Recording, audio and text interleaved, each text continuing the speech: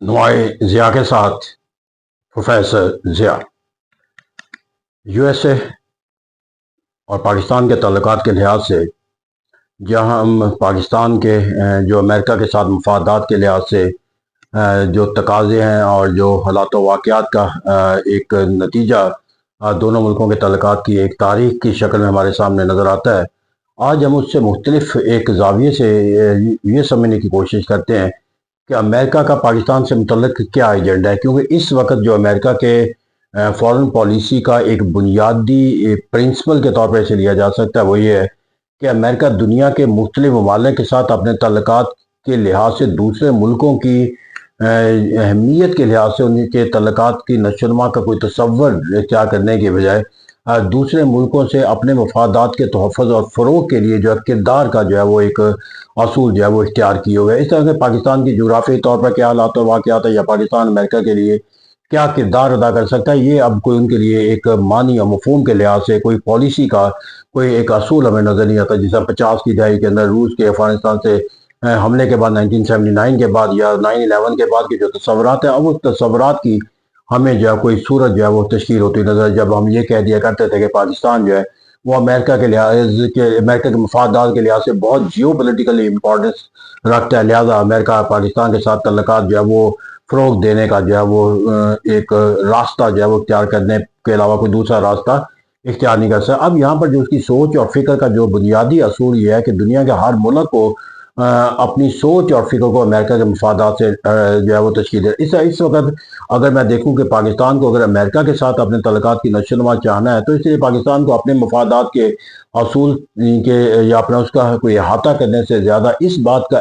جو ہے سمجھنا ناگزیر ہے کہ امریکہ جو ہے وہ پاکستان سے کیا خواہشات یا مطالبات یا تقاضے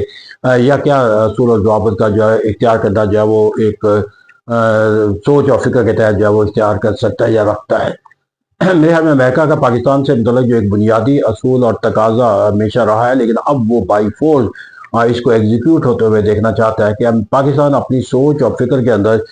کسی اسلامک بلاک یا اسلامی اتحاد کے کسی تصور کے ساتھ منسلک ہوئے بغیر جو ہے وہ اپنے آپ کو جو ہے وہ اس ریجن کے اس ممالک کے ساتھ اپنے آپ کو منسلک کرے جو امریکہ کے مفادات کے تحفظ اور فروغ کے لیے کردار ادا کرتے ہوئے نظر آتے ہیں۔ تو اس طرح پاکستان کو وہ ایک as a independent sovereign separate state کے طور پر ڈیل نہیں کرنا چاہتا، بلکہ اس کے ایجنڈے کا حصہ ہے کہ پاکستان شوڈ بھی ایک جو الائنس امریکہ ہے اس کا ایک آرگن کے طور پر جو کام کرے۔ اس کی بنیادی وجہ یہ ہے کہ جب آپ کسی تنظیمی ڈھانچے کے تحت یا کسی گروہ کی شکل کے اندر یا گروپ کی شکل کے اندر ایک پالیسی کا کوئی راستہ جو ہے اختیار کرتے ہیں، تو پھر اس کے نتیجے کے اندر آپ کو اپنے آپ سے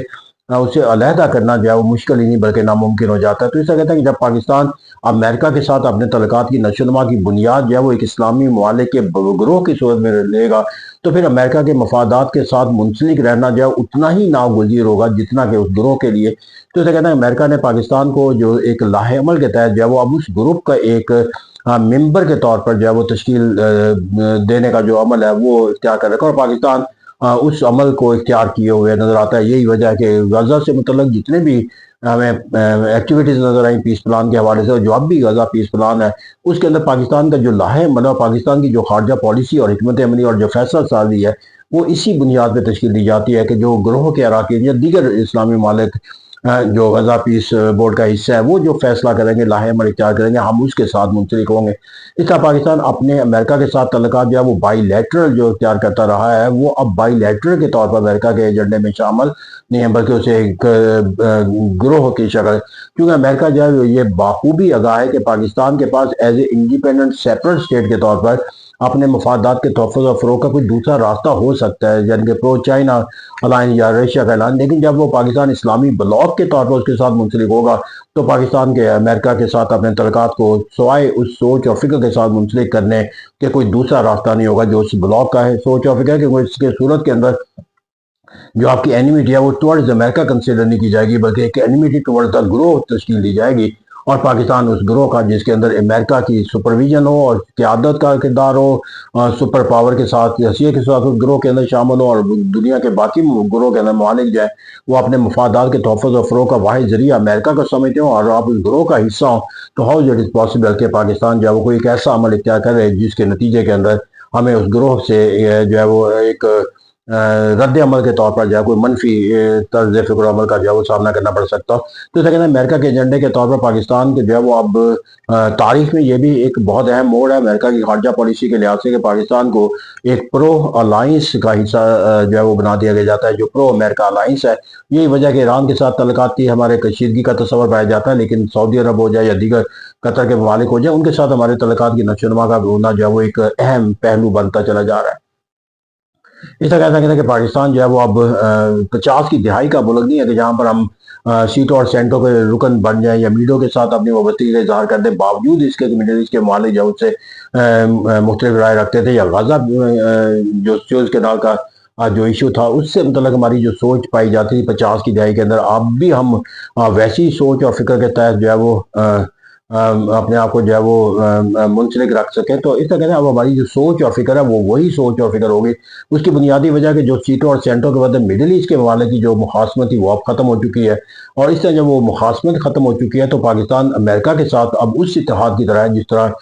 سیٹوں اور سینٹوں کا جو ہے ایک اتحاد پایا جاتا تھا۔ اس وقت مڈل ایسٹ کے ممالک اس میں شامل نہیں تھے، لیکن اب مڈل ایسٹ کے ممالک اس کا انٹیگرل پارٹ ہے، اور اس وقت ایران اس کا انٹیگرل پارٹ تھا سیٹوں اور سینٹوں کا، اب وہ اس سے جو ہے وہ خارج ہو چکا ہے۔ تو اس طرح کہتا ہے کہ نیا ایک مڈل ایسٹ ممالک کا جو ایک اتحاد ہے میڈل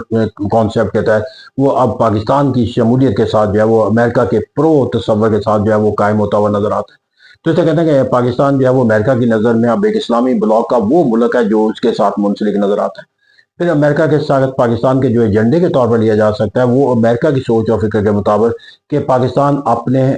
جو معدنیات کے وسائل ہیں وہ اپنی ترقی اور خوشحالی کا جو تصور اس کے ذریعے حاصل کرنا چاہتا ہے، اس کے لیے جو ریسورس وہ رکھے گا وہ امریکہ کو رکھے گا۔ اس طرح امریکہ جو ہے وہ پاکستان کے منرل ریسورسز سے اپنے لیے جو مفادات کا حصہ جو وہ حاصل کرنا چاہتا ہے۔ تو اس طرح کہہ سکتا ہے کہ امریکہ جو ہے وہ پاکستان کو اب ایک نیو کولونیلزم کے طور پر دیکھتا ہے کہ جہاں پر اسے ملک پر قبضہ تو نہیں کرنا، لیکن اس کے ملک کے معاشی وسائل کو جو ہے وہ اپنے لیے جو ہے وہ استعمال کرنے کے حق جو ہے وہ حاصل کرنا ہے۔ تو امریکہ یہاں پر بھی اس سوچ اور فکر کے ساتھ منسلک نظر آتا ہے، اور یہی پاکستان کے سے متعلق ایجنڈا۔ پھر ایک اور ایجنڈے کے طور پر جو ایٹم کے طور پر امریکہ کی پاکستان سے متعلق سوچ اور فکر یقینی بات ہوگی، اور جس کی عکاسی بھی ہمیں ہوتے ہوئے نظر آتی ہے کہ پاکستان اپنے سرگرمیوں کے لحاظ سے اور اپنے تعلقات کے لحاظ سے اور اپنے مفادات کے تحفظ کے لحاظ سے چائنا کے ساتھ اپنا جو انحصار اور تعلق ہے وہ کسی ایسی سطح پہ جا کر جو ہے وہ مجتمع نہیں کرے گا کہ جہاں پر یہ تصور کر دیا جائے کہ پاکستان جو ہے وہ امریکہ سے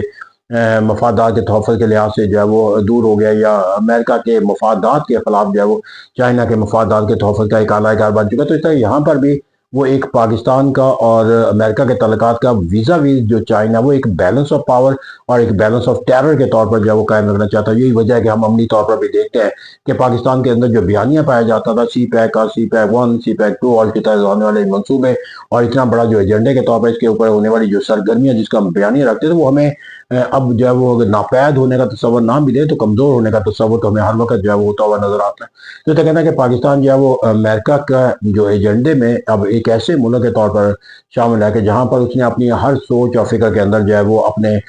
مفادات کے تحفظ اور فروغ کا جو الٹیمیٹ سورس آف تصور کرنا ہے وہ امریکہ کو تصور کرنا ہے، اور اب اس عمل کو اختیار کرنے کے لیے اسے جس پاکستان کو جس گروہ بندی کے لیے اپنے ساتھ منسلک کر لیا ہے، اب پاکستان جو ہے وہ اپنے دو بانٹوں کے درمیان جو ہے وہ گھن کی طرح پستا ہوا نظر آتا ہے۔ ایک طرف امریکہ کی سوچ اور فکر ہے، اور دوسرا وہ ممالک جو اس گروہ کے امریکہ کے پرو